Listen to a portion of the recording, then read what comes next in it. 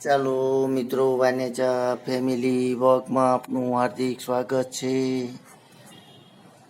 આજે આપણે સરસ મજાનો ઇન્સ્ટેન્ટ એવો સરસ મજાની આપણે બટકા શીરો બનાવવાનો છે મિત્રો. તો તમે પૂરેપૂરી રેસીપી જોઈજો. જે આજે આપણે ગામડાની અંદર પહેલાંના સમયમાં આવા શીરા બનાવવામાં આવતા હતા મિત્રો, અને તેના સરસ મજાના બટકા કરીને ખાવામાં આવતા હતા. તેવો જ આજે આપણે સરસ મજાનો બટકા શીરો બનાવવાનો છે. તેનું મટીરિયલ તમને હું બતાવી દઉં મિત્રો. એક વાટકી રવાનો લોટ લીધેલો છે, તેમજ તેવડી જ વાટકી એટલે કે એક વાટકી ખાંડ છે, તેમજ દેશી ઘી છે. તો ચાલો મિત્રો, તૈયાર થઈ જાઓ. આજે દેશી ઘીની સરસ મજાની રેસીપી બનવાની છે. સૌપ્રથમ આપણે રવાને ઘીની અંદર શેકીને તૈયાર કરવાનો છે મિત્રો. તો ચાલો રવાના લોટને ઘીની અંદર શેકીને તૈયાર કરીએ. ચાલો મિત્રો, તો આજે સરસ મજાનો બટકા શીરો બનાવવાનો છે. તો તેમાં ઘીની અંદર રવાના લોટને શેકી લઈએ સૌપ્રથમ.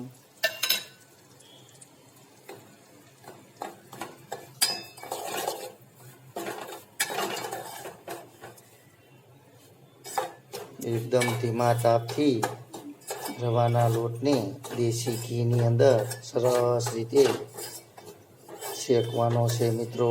અને આ રીતે થોડુંક હલાવ્યા કરજો, કારણ કે નહીં તો ચોંટી જાય છે નીચે.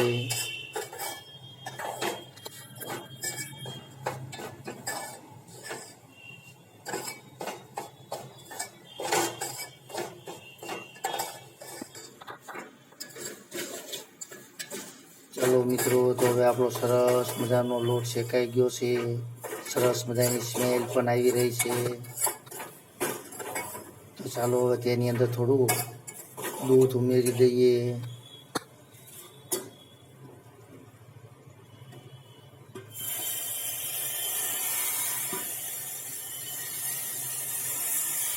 આ રીતે ડીશ આડી રાખવાની મિત્રો, એટલે દૂધ ઉડે નહીં. તો ચાલો હવે તેને બરાબર ગરમ કરશું ને ઉકાળશું, અને ખાંડ પણ ઉમેરી દઈએ.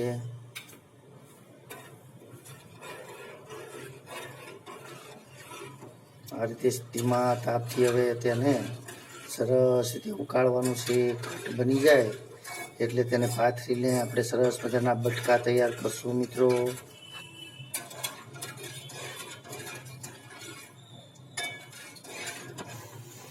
ચાલો મિત્રો, તમે જોઈ રહ્યા છો સરસ મજાનો આપણો શીરો તૈયાર થઈ રહ્યો છે.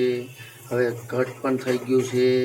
તો ચાલો હવે તેને સરસ રીતે થોડુંક હજી જાડું થઈ જાય એટલે આપણે તેને ડીશની અંદર કે થાળીની અંદર પાથરવાનો છે, અને ત્યાર પછી આપણે તેના બટકા પાડશું મિત્રો.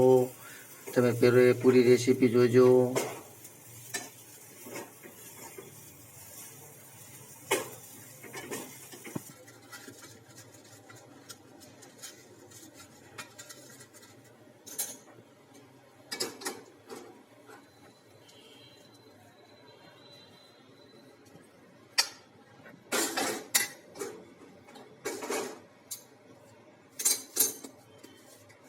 ચાલો મિત્રો, તો આ રીતે હવે તેને ઠારી લઈશું, અને ઠરી જાય એટલે સરસ મજાના બટકા પાડીને આપણો શીરો તૈયાર કરવાનો છે મિત્રો.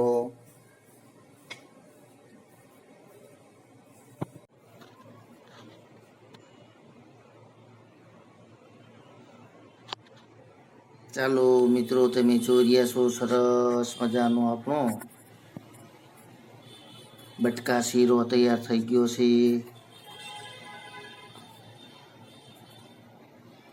જોતાની સાથે જ મોઢામાં પાણી આવી જાય તેવો સરસ મજાનો આપણો બટકા શીરો તૈયાર છે મિત્રો. તો તમે એકવાર બનાવીને ચોક્કસથી ભગવાનને આવો શીરો જમાડજો, અને તમે પણ ખાઈજો પ્રસાદ મિત્રો. તમે જોઈ રહ્યા છો સરસ મજાનો બરફી જેવો એકદમ પોચો મોઢામાં મૂકતા જ ઓગળી જાય તેવો સરસ મજાનો આપણો આ શીરો તૈયાર છે મિત્રો. તો તમે આવો શીરો અચૂક બનાવજો મિત્રો, કારણ કે ખાવાની ખૂબ જ મજા આવશે.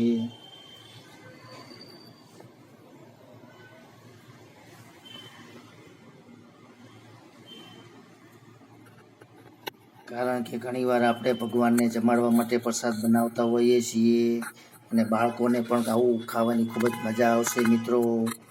તો ચાલો, તમને મારી જો આ રેસીપી પસંદ આવી હોય તો મિત્રો લાઈક કરજો, શેર કરજો અને સબસ્ક્રાઈબ કરજો મિત્રો.